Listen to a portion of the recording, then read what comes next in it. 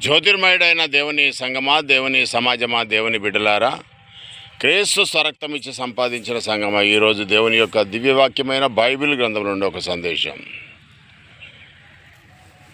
సృష్టికర్త యెహోవాయే, సర్వ సృష్టికర్త యెహోవాయే. ఆయనే దేవుడు, ఆయనే మనలను కలగజేసెను.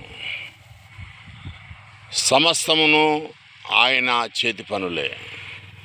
ఆయన మాట సెలవీయగా ఆ ప్రకారం ఆయను. దేవుడు ఆది అందు దేవుడు భూమి ఆకాశములను సృజించెను.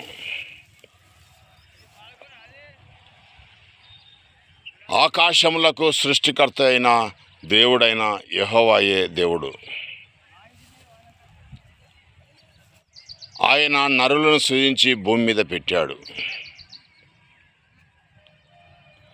ఆ సృష్టికర్త అయిన దేవుడు ఆత్మ అని యేసుక్రీస్తు ప్రభు ఆయన బ్రతుకున్న కాలంలో సమరయ స్త్రీతో చెప్పాడు. ఆయనను ఆరాధించువారు ఆత్మతోనూ సత్యంతోనూ ఆరాధించాలి అని యేసుక్రీస్తు ప్రభుల వారు తెలియజెప్పాడు.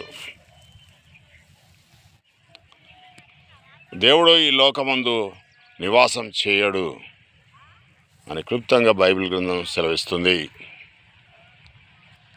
కానీ ఒక అబద్ధ బోధకుడు ఏం చెప్తున్నాడంటే, సృష్టికర్త అయిన దేవుడే మానవ శరీరాన్ని ధరించి ఈ భూమి మీద 33.5 సంవత్సరాలు జీవించాడు అని తెలియజేస్తున్నాడు. ఒరై దరిద్రుడా, సృష్టికర్త అయిన తండ్రి అయిన దేవుడు తాను సృష్టించిన సృష్టిలో జీవించడం సాధ్యమవుతుందా?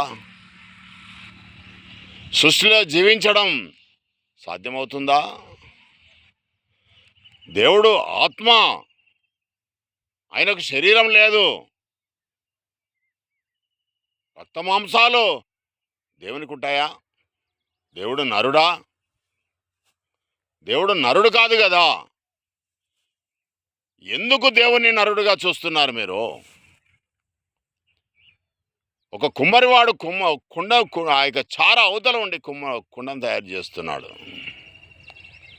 దేవుడు కూడా ఈ సృష్టి ఆవల నుండి దేవుడు సృష్టిని తయారు చేశాడు.